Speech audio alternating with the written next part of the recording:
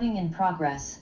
Namaste, welcome to Namaste Poon. In today's episode, we will be talking about the current market trend on the economy and how working adults in Singapore are growing concerned about their job security and what we can do about it. So fret not, this is what today's topic is about. It's about how you can increase your job security by doing the following things as an employee from an employer's point of view. Before we get started, let me share a little bit about my company and that we are hiring across the board at the moment. So if you are interested, drop me a DM or reach out to me. I'll be happy to review your CV and your resume. So we are hiring across business development, sales, administration, customer service across 14 departments in hospitality, in housekeeping, in property management, in asset management, in marine supplies, and so on and so forth. So there's lots of opportunity. Just know which one you want to get and which one you want to go into committed. So let's get started on today's topic. The growing concern with working adults in Singapore and their job security with the recent news on retrenchment and the economy not looking that great is something that is definitely at heart. And I believe that what you need to do as an employee is to realize that many years since the COVID has started, the past 3 or 4 years, the economy has been more or less fraudy, right? It has been very fraudy in a sense, like bubbles in the coffee, right? It's a little bit foamy, and everyone was drawing very well salaries. And with all this, there is a new expectation that is being born, which is where we are at right now, what we are living in right now. And it is also fair to assume that there will be some form of correction that is going to come. And we are also at that stage right now whereby we are starting to feel a little bit of those correction in the sense that companies are bringing costs down. Companies may not be making as much revenue as where they were during the COVID times. Interest rate of all has been going up and still holding until the Federal Reserve makes a change. Businesses today are more challenged compared to last time. And the reason being is that businesses today needs to be much more versatile. They need to be versatile at knowing the economy, knowing the macro trends, knowing whether there's a war that's breaking out somewhere, whether logistics and commodity is getting stuck somewhere, whether their cost is gonna go up, whether the interest rate is gonna rise, whether the property price and their rent is gonna increase. All these are things that businesses today needs to monitor as compared to last time whereby it's a bread and butter, just buy and sell. So the outlook is definitely more uncertain these days. And that is something that as employees, you need to know that what the leaders are thinking and how you can improve your odds at it. So let me share on a leader's perspective, how a leader would think in this situation. Every leader or every company at its core, it is run by people. And every company needs people who are initiative and who are intuitive across all levels, whether there's 17 levels, 20 levels, 5 levels, 3 levels. At every level, the bosses, no matter at which level, what they want is that they want intuitive and initiative colleagues and employees. So that is the first thing you need to know as an employee. That is the key that you need to start showing to your bosses or to your superiors, that you are someone that can take initiative and you are someone that can be intuitive as well.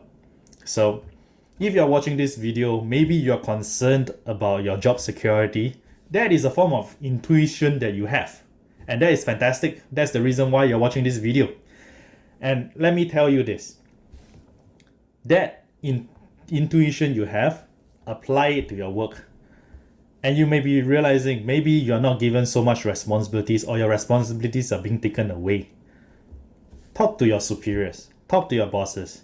Let them know, hey, I know that maybe I could do more, right? I could actually contribute more to the business. Can I take on more projects?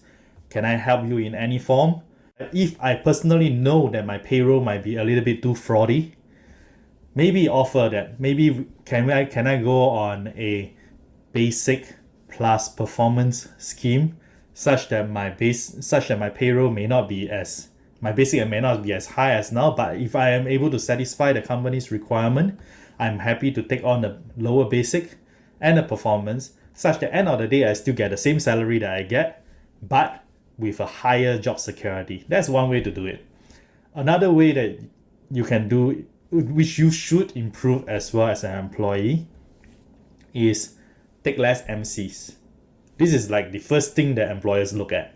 When they look through the list, they'll be looking at how many MCs that your superiors have been taking, and they will average it out. Of course, MC is a right, like it's something that you can take, but just take it when you have to. Nobody is saying that you cannot take your MC, but just know that it's something that people will look at. Another one is performance. How efficient are you at performing your work? How good are you at meeting deadlines? How good are your communication? So this is a third one, communication. Make sure that you have very positive communication among your colleagues and your superiors.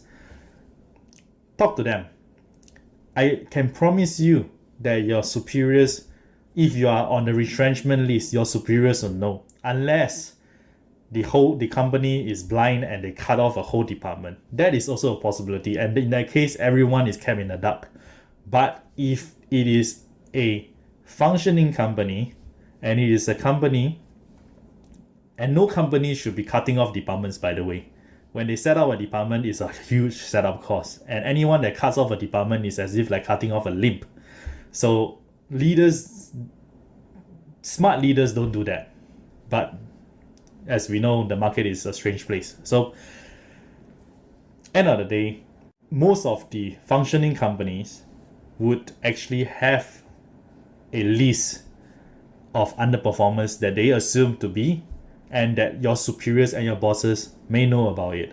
So if you are in doubt at any point in time, I believe you should actually go and talk to your boss, not confront them, but talk to them and ask if there's anything that you could improve on. How is your performance going, in a very non-invasive way, to understand your standing and your job security. No one is gonna say that you're gonna be a good performer and next day they cut you off. Like if that's the case, I think it's something more than just employment termination. It's something that you will feel unjust. But if that's not the case, then most cases they would actually, be able to highlight some concerns to you, which will also validate some of those concerns that you may have. So bear that in mind. Like having an open communication is very important at work at all times these days. And that as an employee in the workforce, like I said, the employers are always looking for initiative and intuition, right? So they are looking at employees, and they are looking to groom employees and have employees of that caliber. So if you can uphold to that caliber and that standard that they are looking for, you should be very safe. Now, what about if you are an underperformer and you have tried your best, but that's what you are, right? Maybe you are average performer and that's what you are. There's nothing to be worried about as well. Still, the advice that I will give you is you do not have to be the best of the class. The idea here is that end of the day, a class is a class because it's a cohesion of people.